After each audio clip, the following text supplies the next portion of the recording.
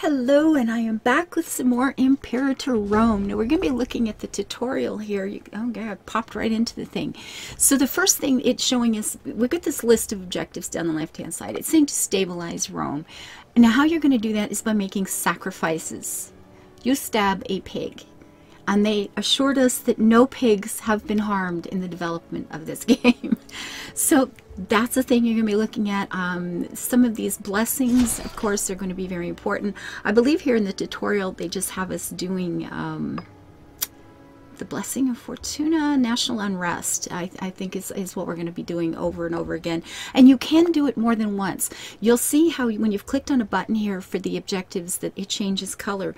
As you go through this tutorial and you're trying other things, when you come back you'll see the colors changed. You can do it again. That means that that blessing has expired now, or that you're ready to do another sacrifice, that sort of thing. So calling down an omen, that is the blessings that you're going to decide on. They are time, you know, they're limited in time. They don't go on for just forever and ever. Apparently the gods lose interest or something and go on and do other things. You've got to remind them, you've got to ask them again what it is you want.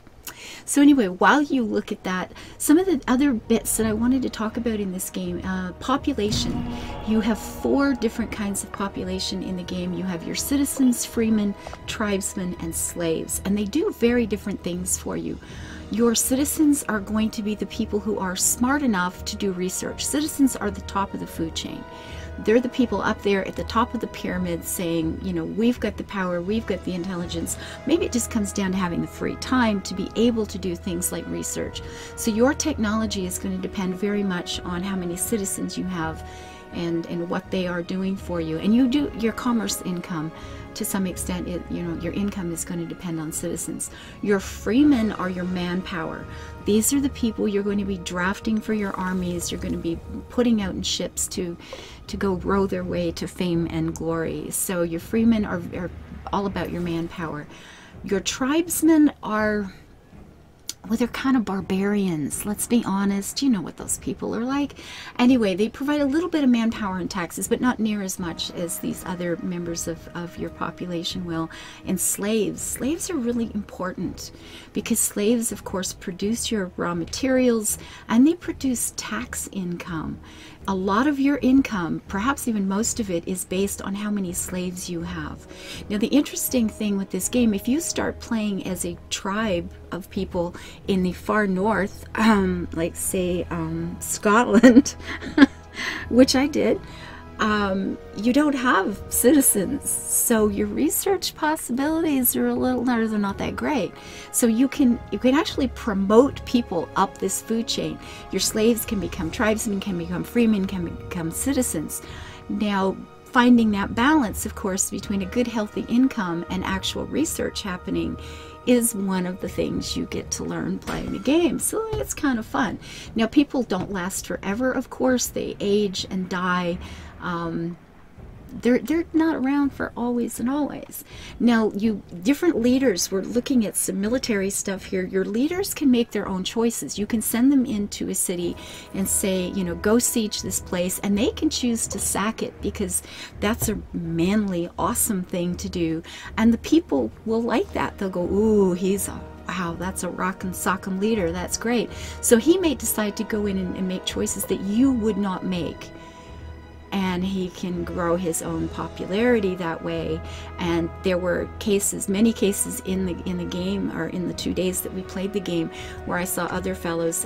Quill had run into that, where he had put all of his army under one general who became wildly popular, and then decided they didn't really need this Quill 18 guy ruling them, because he was just, you know, he felt he had the army behind him, that the general had the army behind him, so he felt, you know, that it was time to perhaps go his own way. So that is something to keep in mind, because you're dealing with personalities in this game. Attrition, when you're dealing with your armies, really makes a difference. Something that they have changed since I played it, of course, is that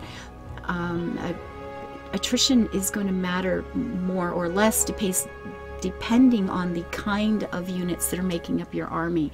If you've got horses, they're going to need less supplies than elephants. If you have just men, if you're just dealing with infantry, they're going to need even less supplies than trying to feed, you know, 1,000 elephants that you're hauling somewhere.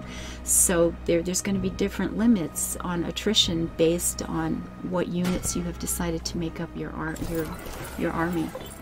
And I think that's kind of just another cool sort of thing that it makes a lot of sense. It makes a lot of sense. In the governments in the game, you've got the Republic, of course. We're playing here with Rome, which has a Senate. There will be factions in here. Your different people in the Senate are going to belong to different factions.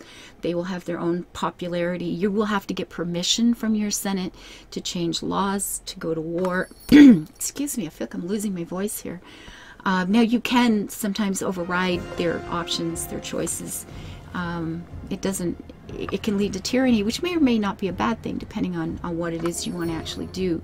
And apparently sometimes the early Romans didn't necessarily see tyranny as always immediately a bad thing.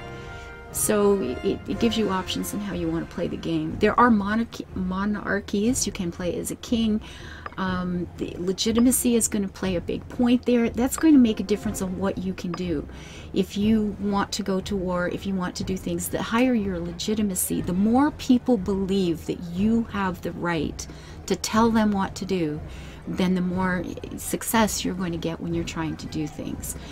If you have low legitimacy, which can come from war exhaustion, from making bad choices, from low popularity, they can defect. They can just, you could have, you know, a province decide to declare independence, and you're now sitting on a, you know, in a civil war.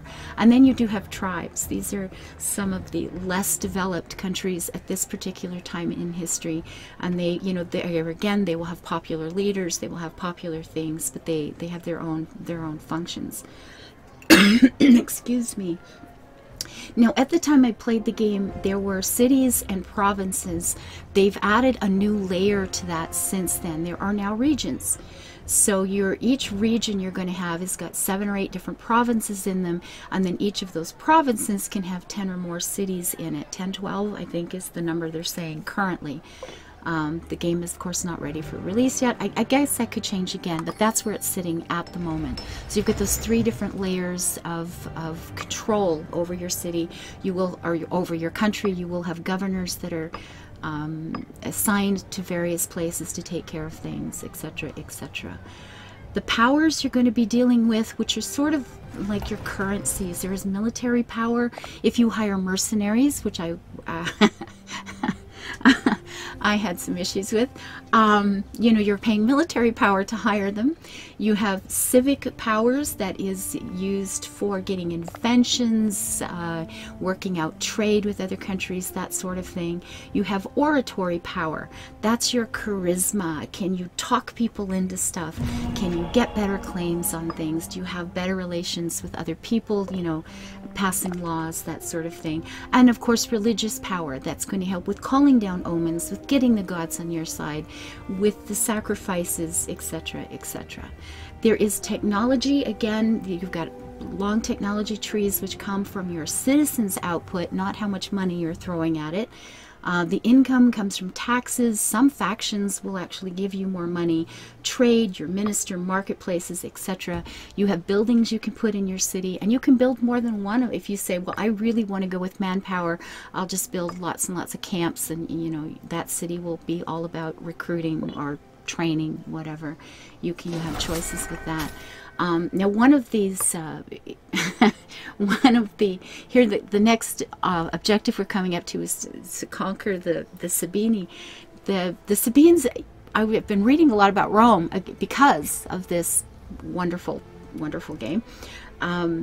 And apparently Romulus decided that he needed more women. There, you know, he had a lot of growth going on. He was trying to get a bigger population. He just realized he needed some women so that he could, you know, kind of stabilize his population. So he invited the Sabines, I'm not sure how the right way is, I guess, where you live. At any rate, They invited them for games and feasting and what have you. And then, you know, he took the women who were obviously, apparently, all virgins, because the Roman men just had this ability to know what a virgin looked like, and they were all virgins. So they married them. They brought them in, they made them citizens, they married them. But of course, the Sabine men were not real keen on losing their ladies, so war ensued, things happened back and forth. But it turns out some of the Sabine ladies apparently actually liked the Romans. They thought, you know, this is not a bad place to live. These guys are pretty, these Italian guys are pretty cool.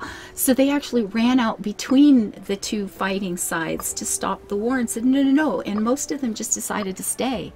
So I've seen, you know, we've seen the paintings about the raping of the Sabines, but apparently it wasn't, it might not have necessarily all been that bad. Now, I have no idea if that's true or not, but it's a great story. The CB in here, when we're going to war, the Romans were very cautious about declaring a war on somebody that didn't deserve it. They were afraid the gods would think that that was unfair, and they'd get a little pissy about that. So what they did, they would send out these 4 priests, basically, a guy doing all the yelling and some witnesses, and they would go to the border of a country, and then they would yell to Jupiter, look at the terrible things this country has done. They have insulted us, and they didn't do this, and blah, blah, blah. So they wanted Jupiter to know that they were trying to give these horrible people a chance. And then they would cross into the border of that country, grab the first person they saw, and yell it all to him too. Jupiter, look, this country has been insulting us, and they've done terrible things, and now we are giving them warning. So I keep imagining some poor shepherd standing there feeling like who are these people yelling at me? And then, you know, and then the Romans would go back home, and they wait for 30 days for this country to realize they owed them and to take care of that. And then if they didn't, then they had a legitimate reason. Jupiter, we tried. Dude, we really tried. They're being nasty about this. And then they could go off to war. So when you're playing these games and you're doing that casus belli, now you know how it actually happens. So I'm going to be showing you a little bit more about actual fighting in this game, sort of, or getting destroyed, in the next video. Until I see you then, live your life happy, build it beautiful.